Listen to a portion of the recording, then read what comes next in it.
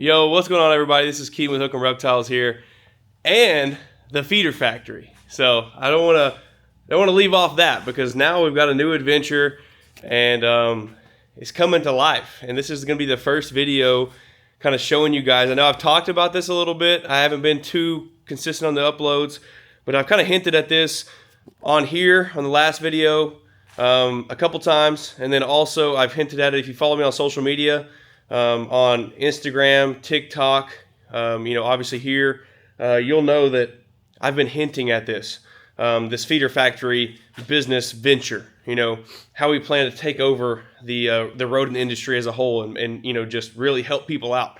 While we're on that subject, if you haven't followed me on social media, go check it out. The Reptile page obviously has a Instagram and a TikTok that's different from obviously YouTube. And then the Feeder Factory LLC has a Instagram and a TikTok page. So if you guys are interested in reaching out for some rodents, talking pricing or potentially getting you guys on board with some resellers. We're going to be working with some resellers. If you guys already have a clientele built up who you sell ASF to, if you're going to get them cheaper from us, I can guarantee you that, especially at high quantity. So reach out there if you want to do that. Also, we're going to have ambassador programs, affiliate programs tied to the Feeder Factory website. So be on the lookout for that. If you guys want to be a part of it, you think you have a good enough following or you have a good enough outreach in your area that you think you can earn some commission for yourself and then obviously help us. I'm just going to say that before the video because there's going to be a lot of questions as we progress throughout this video series. So this is going to be, by no means, it's going to be a complete part right now. I mean, we've got so much more to do, as you can kind of see. I'm hinting at a little bit in the back here with the duct work, but there's so much more to do. So this is more than likely going to be like a 6 or 7 part video series on YouTube. And then I'm going to upload clips and stuff to Instagram, TikTok, on both accounts. And again, because I want you guys to be a part of this. I have a lot of, I would be honest, excuse me, out of all the content I make, I would say I get the most ask questions from rodent content. How do you do this? How do you build this? How did you go about that? How did you set colonies up? What's your space look like? What's your output a month like? What do you feed? I'm telling you guys are in for a treat. So I'm going to turn this camera over and we're going to talk a little bit. So if you guys know anything about HVAC, a lot of money sitting right here. This stuff is not cheap by any means. This insulated ductwork is not cheap. But now, forgive all the mess. This is all going to be gone away. This is where I usually keep my car and boat and all that good stuff. As you see right here, these are our reptile rooms. Again, mess everywhere because we're currently pulling stuff down up top. We're going to rearrange all this, get all this out of here, and make it a lot easier. And we have the storm shelter over in the corner still. Real quick, before I show you guys exactly where the rodents are going to be, I'm going to tell you my plan. So you guys know I made some videos a while back. This is our original snake room, our original ball python room. I say snake room, but there's no other snake species that's allowed in this room whatsoever. I don't care if I go out and catch a black racer and I'm like, oh, I want to breed it. It's not going in this room. This room is not touched. It doesn't have a return for a reason because I don't want any other air from any of these other rooms up until this point getting back to this room for quarantine reasons. Not necessarily, I don't say quote unquote quarantine. Because that's not a quarantine room. Our quarantine room is over there. But excuse me, I got a little bit of a cold. But I don't want any of that air getting recirculated from the knobtail room, which is this room currently, back into the snake room for obvious reasons. There's different diseases with different species and different reptiles, and I don't want any of that getting back to the collection. We've invested a lot of money in this. I do not want anything to get touched. Nothing is going in that room unless it's been quarantined. And it's a ball python. So right now everything is in there. You've got seen the updated video last week. If you haven't, or week before last, go check it out. We redid the whole room. We've got a new TV in there. We got a new setup. The only thing I haven't done in there is put my tub sink, which is going to be very, very soon. What I plan to do with this room is I want to move half of the snakes out of there. And you're going to ask why? Where are you going to put them? So this room right here, as you guys know, is the knobtail room, the gecko room. I've got more space in this room than I do this room, just obviously because that's kind of the way we designed it. All the knobtails, which I've got about 20 adult knobtails right now, no babies. I got rid of the babies. 20 adult knobtails that are about to start breeding. We've been cooling them. We started cooling them a couple days ago. They're all going to go into the quarantine room. So the quarantine room right now is stacked full of racks because obviously that's where we had quarantine. Well, we're not buying any more snakes for any time soon, especially not from anybody that we don't trust. So all those geckos, all 20 geckos, we're going to take 2 levels of each rack, which is going to be the hatchling rack, and then we have another rack that we bought when we bought these freedom breeders. They're going to go in here. There's plenty of room in there, for 2 racks. There's already 2 racks in there now, comfortably. We'll have a little bit of a space for like a table in the corner. It's got its own vent. It's got its own, it doesn't have a return. So that means that basically no air is going to get pulled out of there. So it doesn't matter, what species is in that room. I did that way because that was a quarantine room. I don't want anything getting up in this HVAC and getting blown back through this system back down into another room. So it's still going to be that way. We're not going to have to worry about anything, cross-contamination with different species and all that good stuff, which is what I wanted. But it's going to be a small room, which is actually perfect for us because we don't have a huge knobtail collection. I don't think we ever will. I think if anything, I was even thinking about possibly selling the whole entire group together just because things are getting really hectic with the rodents and the snakes, and having a baby and, having the new house and starting a new job and potentially starting another job and then getting back on the pressure washing again because it's season and everybody wants their stuff washed. I got a lot going on. But I'm like, man, for now, let's just keep them unless somebody offers me for the whole entire lot because we did spend, some good money. I mean, we spent over $10,000 on the knobs and we got them where we want them and this is their first quote-unquote breeding season. Everybody's happy and healthy. We'll keep them. So we'll make this the knobtail room for now. Again, what we're going to do for the quarantine room, you guys ask, is we're going to add on over here on this side. So basically where this window is up until this beam right here, we're going to add on a small room over here sometime later this year for quarantine. So that'll be a quarantine room because we won't need any more room for the ball pythons because what I'm about to do. So after we get these knobs moved, we get the whole entire room cleaned out, everything's good, disinfected, all that good stuff. We're going to take all the babies, so the hatchlings, so racks like this, which we'll put this rack in there and the other hatchling rack we have in that room, and all of our adult males and anything, well, I guess adult males because all the hatchlings will be put over anyway. So all the hatchlings are going to go in here, all the adult males are going to go in here, and the incubator is going to go in here.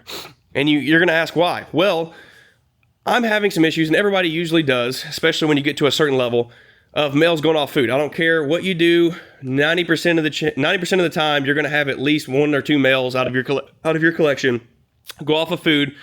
And it's all speculation, but I believe, you just got to think of the anatomy and kind of how things work in the world. Most male species know when a female species is around, especially animals in general. Females are in heat. Obviously, they smell it.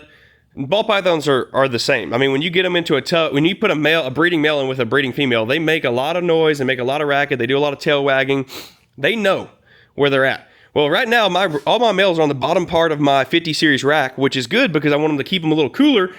But I have breeding females in that 50 series racks that are going right now, that are locking to males. And then they're 5 foot across from 2 70 series racks that are full of breeding females.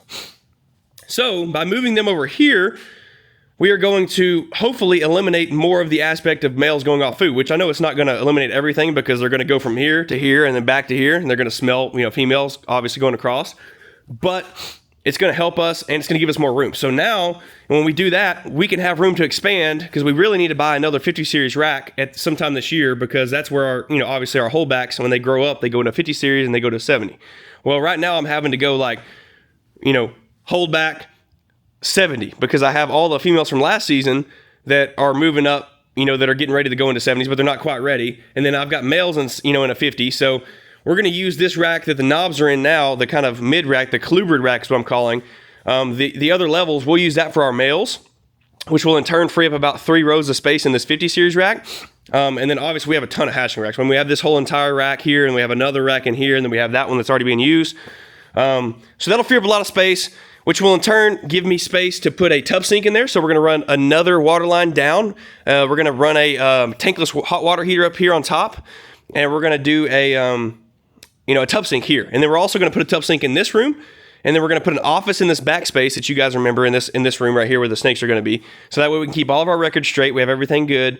We'll have plenty of space. And like I said, the knobs will be in here, which obviously they won't have their own water or anything. But as you guys know, if you've watched my videos, I did some extended water line, basically like the retractable water lines. I have one in this room, one in this room. I've already got a water line being ran up on top of here. It would take nothing to splice into that and run another one in there. So that way I've got water in all 3 rooms on demand, which is what we're going to do. Obviously I won't have, a tank, a tub sink, but that's fine. We'll make do. We can go out here and use the outside water. Anyway, that's the plan. So you guys have been watching, again, sorry for the sniffling. If you guys have been watching for a while, we added this stuff on. So I just wanted to give you an idea of what's going to happen. And all this is happening because the reason this all ties into this video with the rodents, our system that we put in, that we paid $10,000 for to get done last year or the year before last, we're going to use this system. And as you see this ductwork, he came in yesterday and worked for about 3 hours. And they lined some ductwork, or laid it and hung it all the way to where it's going to be in our new rodent room. So again, snakes and stuff are here. No return. So there's going to be 2 returns on the snakes, no return on the knobtails, no return on the actual rodent side, because we do not want that nasty shit air from the rodents to be going back into this system and going through a filter that we're going to have to clean every freaking day, because you guys know how rodents are. That filter is going to be clean or dirty all the damn time. So no need for any of that. The system is actually going to run better because we have 2 tons of air that's getting blown into both or all 3 of these rooms right now, which is in turn making it impossible for me to use my humidifier that is plugged in up here to my system, which I paid like $2,000 for last year. And it's work worth of shit because I'm blowing an extra 2 tons of air into all these rooms. So what we're doing is, follow me here. We're using our system that's here. We're going to run, obviously, a joint across, which is going to be dumping into our 2 tons of air into our new rodent room, which I'm about to show you in a second. And then that's going to free up where we're not dumping extra air into our snake rooms, which is in turn going to let our humidifier go to work and actually do what it's supposed to do. So our humidity should stay about 70% in these rooms, which is going to be amazing for sheds, because right now I'm having an issue. I have to go in and put water in tubs to keep sheds, from being stuck, which sucks, as you guys know, if you keep snakes. That's going to be great. And then we're going to go in here. All this is just standard ductwork, insulated ductwork. We're going to go in and we're going to wrap everything to make it sort of match, our metal insulated ductwork. This stuff is super expensive. If you guys know anything about HVAC, it's expensive as shit. So I'm not going to put that over here yet, but we're going to try and wrap it and make it look better, which is in turn going to help it, stay a little colder. Guys, it's going to be amazing because we already put the system in wanting to expand. And we're going to have 2 tons of extra air that we can dump all the way into this room right here, which you guys know are what we're working out of now is our 16 by 24 rodent shed that we spray foamed. It's on the other side, outside of this building, directly behind. So now for rodents, I'm having to walk all the way out here, walk all the way around the back of the barn, go into another facility and do all that shit, and then come back here, it just gets a lot when you have a lot of rodents. So that brings me to my next thing. And I know you guys, there's a lot of shit going on right now. I just need you to follow me because this is going to be kind of our first informative video. And then there's going to be tons of other videos behind this. So just follow me here. So this door is not here.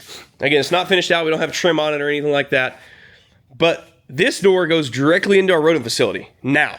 And it's not done yet, but we got a lot done. So we got a lot of channel put up. We got a lot of C-section.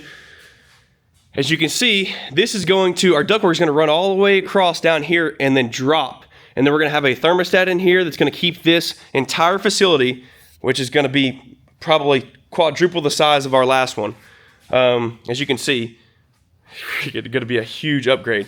It's going to keep this entire room between, I would say, 70 and 74 degrees year round. And you ask, well, how's it going to do that? There's no insulation here besides the top. We're going to come in and we're going to do 4-inch closed cell spray foam in here, and that's going to be next week. And then when that's done, we're going to line plywood. So this C right here, or this is a Z, sorry. No, I think it's C. This right here, all the way from there down, all the way across here is going to be plywood. So that way when the rodents, eventually they're going to get out. You're going to have somebody here cleaning and a rat's going to jump out. They're going to jump on the back of the rack, and then, we don't want them chewing into the foam.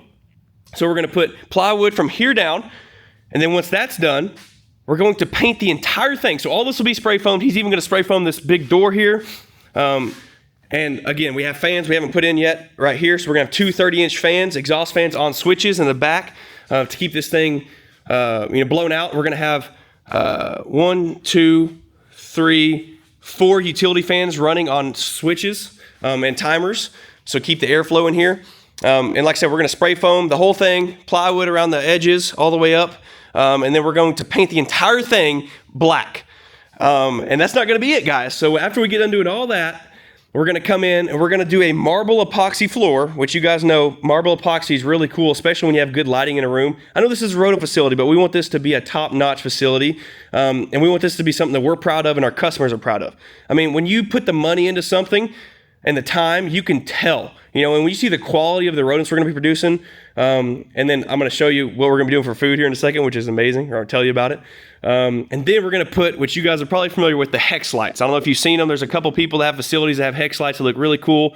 So after we get everything painted nice, gloss, or like a satin black in here, we're gonna have our hex lights up top. We're gonna do a floor in here.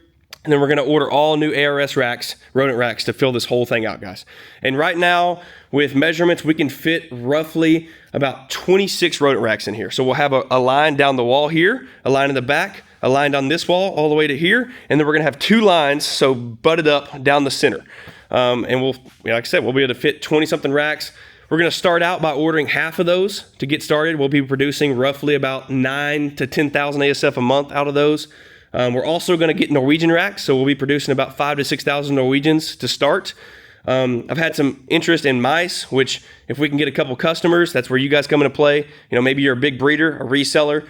If you want to get in touch with us about wholesale pricing, be my guest. We've even talked about quail, and you guys may ask, well, that's not all going to fit in here. Well, that's where we get into the really cool part. So right here, we have a 10 by 10 room on this other side. We're going to put a door here, here in the next probably 2 months. That's a 10 by 10 room. That's going to be our frozen thawed room. So we're going to have all of our freezers. We ordered 2 chest freezers. That's going to be our CO2 room that we're also going to vent outside and have an auto fan on it. So that way, you guys know working with CO2 is scary stuff. So we're going to have, that's going to be our shipping, kind of our frozen thawed room, I guess you can ask. Over here on this backside, I'm not going to walk outside because it's windy. You're not going to be able to hear me. There's a whole other shop that's twice the size of this shop right here that's not being used. All I have to do is put HVAC in it, which I may happen to have a 6-ton AC unit sitting outside in the other shop that's not being used that we pulled out of an old house about a year ago. So you guys may ask, well, if it gets big enough, what are you going to do? Well, there you have it. We're going to put another door here. We're going to have another facility right there. We may get into mice, we may get into quail, or we may just double down and get into double the amount of ASF, producing 20,000 ASF a month and 20,000 Norwegians a month. Again, I'm speaking a lot of information, but I want you guys to understand the quantity of this, and then you can kind of digest as you go. Guys, we are also thinking about getting into some live delivery, which you guys may ask, how is that going to work? We're going to go out and possibly buy a van, convert it, put HVAC, exhaust fans. I've even got some people local that already want to drive for me. I've been talking to Clayton at Sculpted Exotics. And with his rat guys, we're talking about maybe making a run to Arizona monthly to sell rodents, ASF, and Norwegians. I've been talking to some big breeders up in Georgia. You can let your mind race. I'm not going to say anything there. Not going to put them on the spot yet. About potentially making some Georgia runs, which would be Texas, Mississippi, or Texas, Louisiana, Mississippi, Georgia, and then maybe even to Florida. So guys, if you're big breeders or you're a big-time seller in Texas or other states that are close, I'm even talking all the way into California. We don't care, guys. If you know people or are the people who buy a lot of rodents for yourself or other people or sell them, hit us up. You're not going to beat our prices. I'm telling you right now, I'm willing to work with you guys. I want to sell large quantities of ASF and Norwegians to start at a very affordable price at a very high quality. And you guys may ask, how do you plan to do that? Well, we're going to have a top-notch facility that you already see, that you just seen. Again, this is kind of a growing thing. I'll keep you guys updated. We're also about to mill our food, guys. We're going to get custom milled food. I'm actually going to name it and produce it and start selling it to you guys. So, even you guys who don't want to be involved in this and buy rodents, if you have rodents, I'm going to have food. You guys may ask, well, what kind of food is it going to be? I'm taking all the big names, so Missouri, the chewy food that you guys use, the kombucha, however you say it, and the new one that's got the higher protein count, and the food that I use currently, along with black sunflower seeds and a few other things that help, obviously kind of push these guys along when we're breeding and growing these things up. I took all that stuff and I went and I found my own blend. I put pre and postbiotics in it. It's going to have a high level of protein. It's going to be made specifically for rodents. And I'm going to be milling it and selling it by the bag, guys. And that's what we're going to feed this entire collection. So I'm going to let you digest all this information. I'm not going to leave you with any more. You kind of just heard what's about to happen, guys, how things are about to go down. So if, like I said, if you're interested in possibly learning some more, hit us up on Instagram, TikTok, even here, guys. Man, we got a lot of really good stuff happening. I got to go. I got to get back to work. It's lunch break. I've just spent my time talking to you guys and kind of, keeping you guys informed. I'm going to go back, edit this video, and hopefully get this posted tonight. It's Friday. Again, thank you so much for all the recent support.